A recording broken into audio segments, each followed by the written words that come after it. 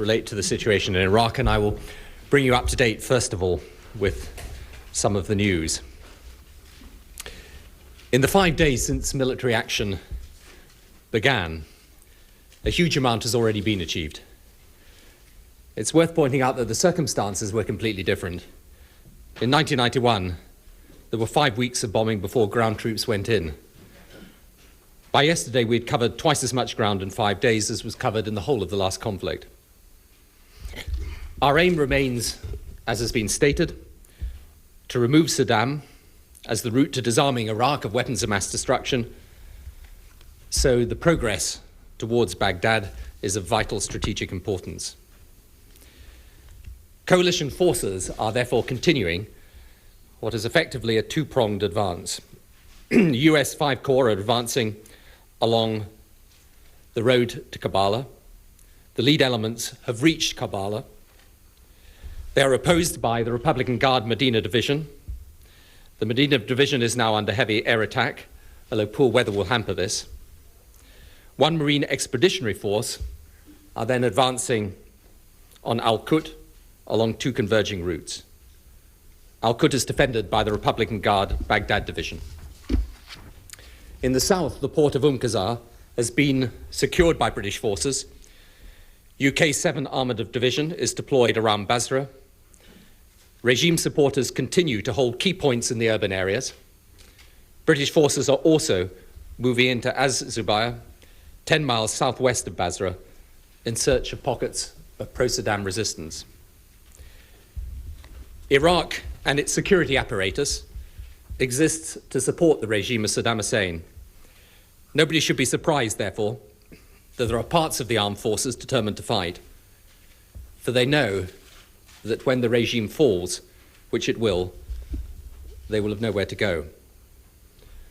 Nor should anyone be surprised that until the Iraqi people know for sure that the regime that they despise is on the way out, they will hold back, a point now being made by Iraqi exiles. They've been let down before, when they thought coalition forces were going to remove Saddam. And my message to them today is that this time we will not let you down. Saddam and his regime will be removed. Iraq will have a better future ahead of it. But then there will be resistance all the way to the end of this campaign. It will take time and perseverance and the continuing skill and dedication and professionalism of our armed forces to break it down. But nobody, least of all the forces loyal to Saddam, should be in any doubt that the resistance will be broken down and that the goals of the coalition forces will be met. I would also like to update you, if I may, about the humanitarian situation. When people ask about the humanitarian rescue operation, something that will be required, of course, once our forces have secured Iraq, we should be clear that it is not military action that will create humanitarian catastrophe in Iraq. The humanitarian disaster is here and now. It's happening. It's actually been happening for years. Iraq has left unspent up to $2.3 billion allocated by the UN for humanitarian goods under the Oil for Food program. 60% of Iraqis are dependent on food aid. The mortality rate for under fives in Baghdad is higher than in Mozambique. More than half of Iraqis living in rural areas have no access to safe water. On the latest estimates, up to 400,000 children under the age of 5 in the center and south of Iraq have died over the last 5 years through malnutrition and disease. So in addition to pursuing our military campaign with vigor and determination, we are also determined in the wake of military success to bring humanitarian relief to the people of Iraq. The most important humanitarian priority is to restore the operations of the Oil for Food program. Its scale is massive. It spends some $10 billion a year and is funded by the sale of Iraqi oil. As I was pointing out to you a moment or two ago, virtually all Iraqis receive assistance from it. 16 million, that is out of a population of around about 22 or 23 million, 16 million are totally dependent on it for their daily survival. It provides food, water, fuel, medicine, and other basic requirements, and is organized through some 45,000 local distribution centers that has been controlled by the regime. So we are committed to supporting Kofi Annan in every way possible to get the Oil for Food program up and running again as soon as possible. The coalition will secure conditions in which the UN agencies and others, the NGOs, the medical agencies, can operate efficiently and provide that humanitarian relief. There are huge stockpiles of humanitarian aid in Kuwait ready to be deployed for the benefit of the Iraqi people. The Royal Fleet Auxiliary vessel, Sir Galahad, is loaded with humanitarian aid. It will enter the port of Qasr as soon as it is safe to do so.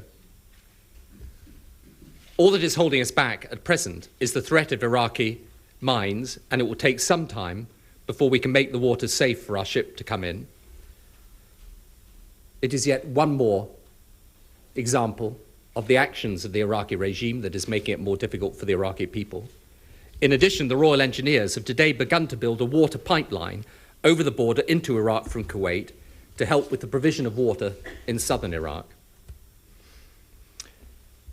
It is to discuss the humanitarian situation and the important and complex issues that have to be addressed for the post-Saddam era that I intend to visit the United States tomorrow after Prime Minister's questions.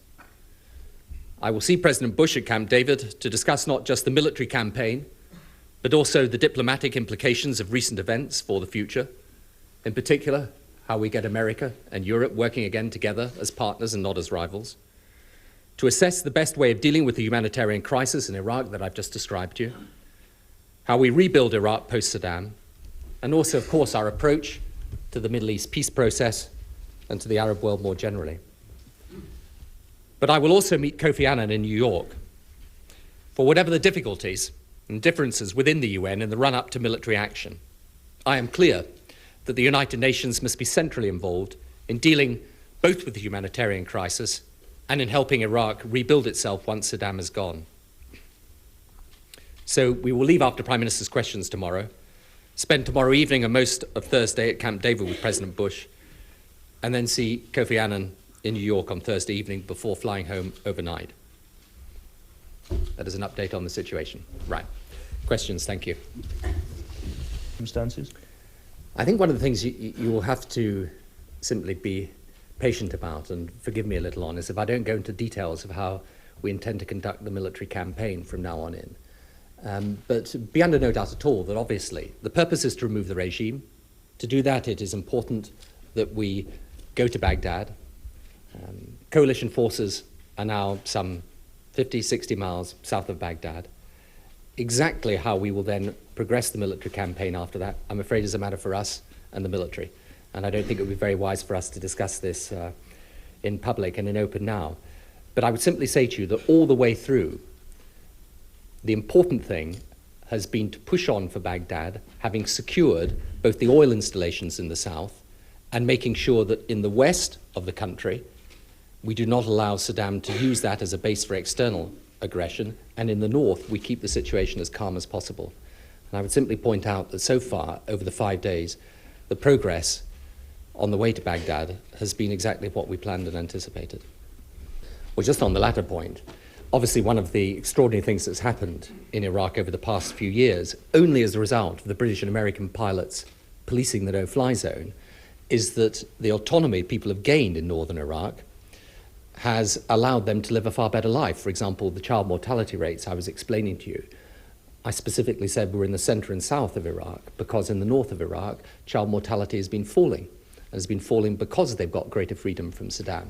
So without going into the details of what any post-Saddam Iraq might look like at the present time, we would obviously not want to give up the considerable gains that people in the north have made.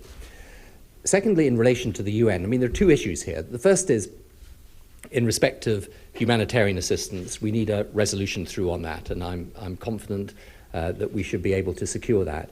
There is going to be a debate about the UN resolution that then governs the post-Saddam civil administration in Iraq, we are quite clear that any such administration has to be endorsed by the United Nations. It's important. And that's exactly what we said at the summit in the Azores. Now, the details of that we will discuss with allies within the UN, with others.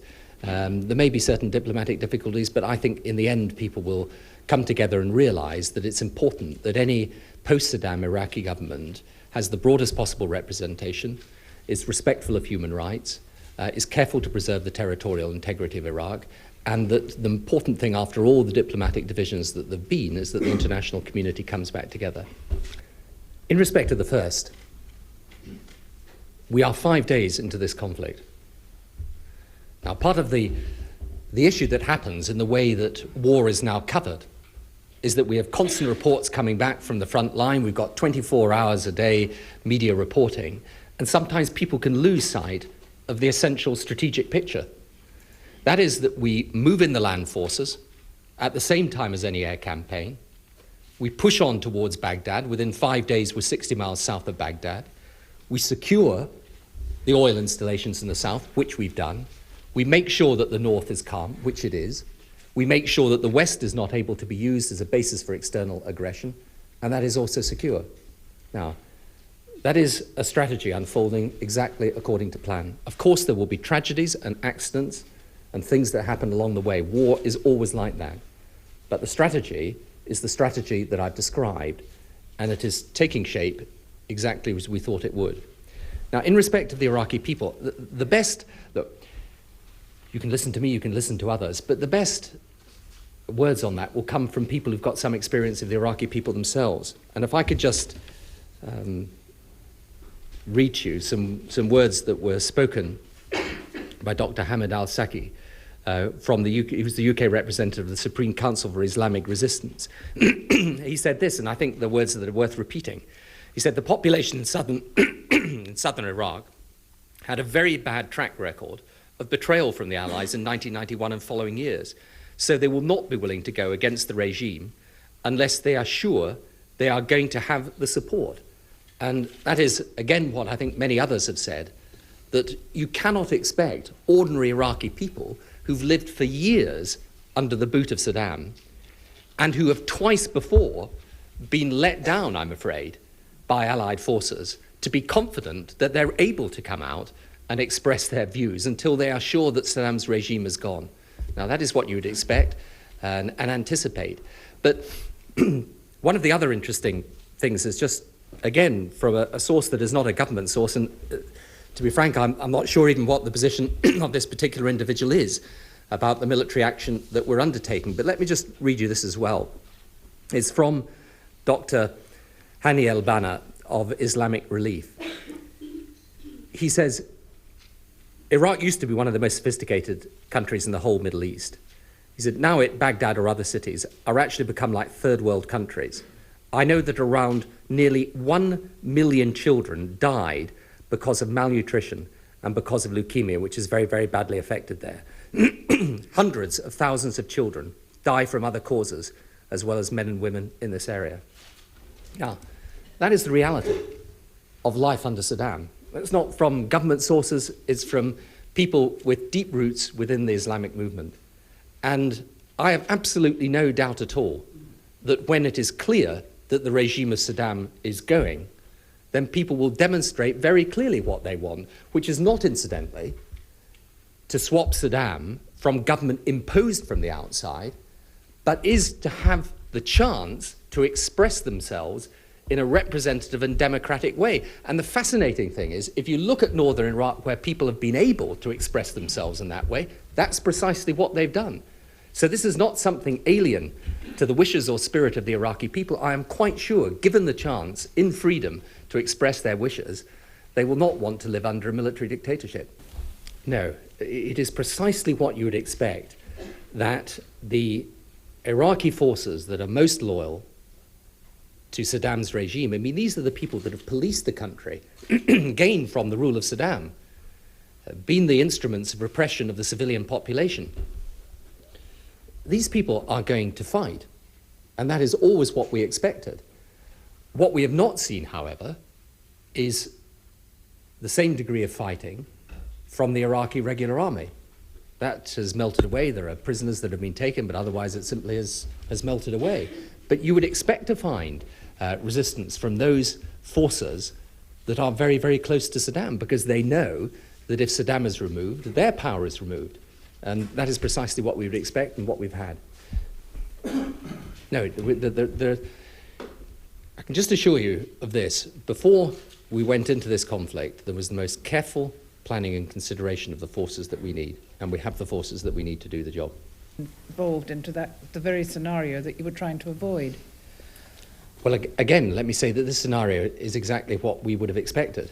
At some point, the regime was going to come back in, retrench in Baghdad, and all I can assure you of, without going into the details of it, because it wouldn't be sensible to do it, is that this is entirely what was anticipated and what we have provided for in the strategy that we have. So when you get to Baghdad, you still think you can do it in such a way that you don't alienate the civilian population by destroying infrastructures? I think that is what we have done throughout.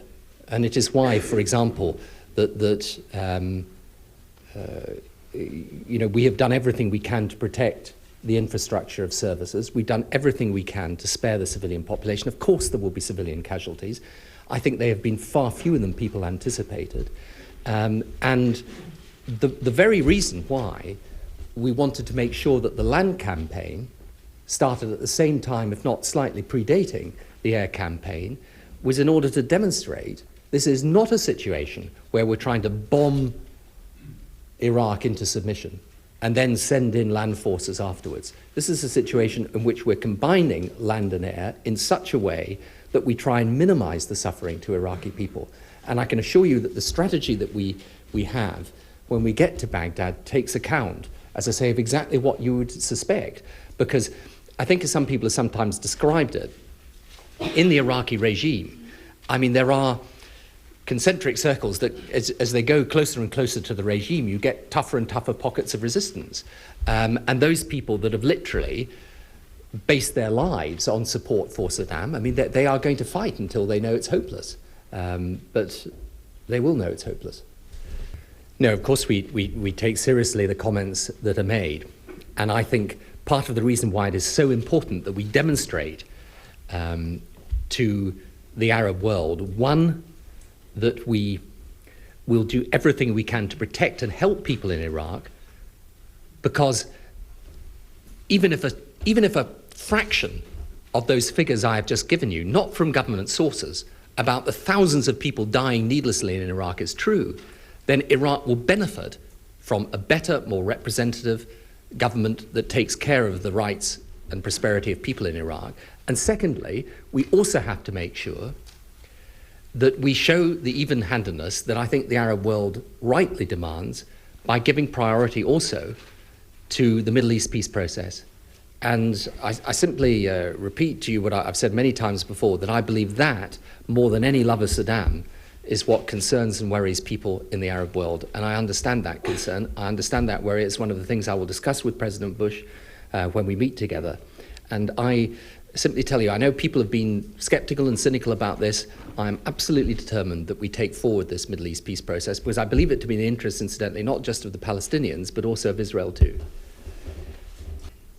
Well, the reason I believe it will be different is because it's manifestly in the interest of the UN and the people of Iraq. Whatever you think about the military action, the post-Saddam era in Iraq is governed by a UN resolution, and I hope and believe people will appreciate that. In respect to the first point, the International Red Cross and other bodies are working very, very hard in Basra. I understand that 40% of the water is now reconnected. We're trying to build this pipeline in from Kuwait into southern Iraq, which will supply water. I hope we can clear those mines reasonably swiftly, and Sir Galahad will then bring in the humanitarian aid and relief. And then it's going to be a matter, as we're doing now in Ghazal, where British troops are now patrolling the streets, of making it clear to people that we are there to help them. And we are there, genuinely, to liberate their country. Prime Minister, there are reports coming out of America today of credible intelligence evidence suggesting that Saddam is preparing to use chemical weapons in the next phase of the conflict. Have you recently seen such intelligence reports Are you satisfied coalition forces are properly protected against that? And secondly, you said repeatedly you're certain this war will be won. Can I just ask, for the benefit of a wide audience, what exactly is it that makes you so sure? Well, the reason why I believe this will be won is not just the skill and professionalism of our armed forces, but the fact that the cause is just and that people inside Iraq, yes, there will be those intensely loyal to Saddam who owe their existence to Saddam that will defend him, but the vast majority of Iraqi people want him gone. And as for I won't comment on intelligence reports, but I can assure you, obviously, one of the things from the very outset that we've had to be careful about and to be on our guard about are the possibilities of Saddam using chemical or biological weapons, and that is something we keep under constant review, but I won't go further into that. Rebuilding of Iraq, and I emphasise this again, the rebuilding of Iraq, not because of the bombing campaign of allies, but because of over 20 years of Saddam's rule. So, you know, I have these questions put constantly to us. All I can tell you about the diplomatic struggle there was about the second resolution that we didn't get is that although I was told on many occasions that the US administration was not really struggling for it, I was very, very clear that they were, and they did everything they possibly could to get it, because they recognised it would have been better if we had.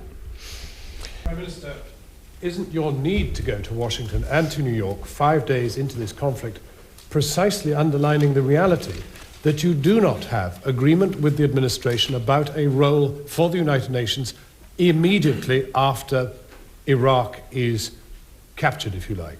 That the United States are taking actively of an American civil administration in the initial months, a military commander and a civil administration, but with no role at that central core for the United Nations.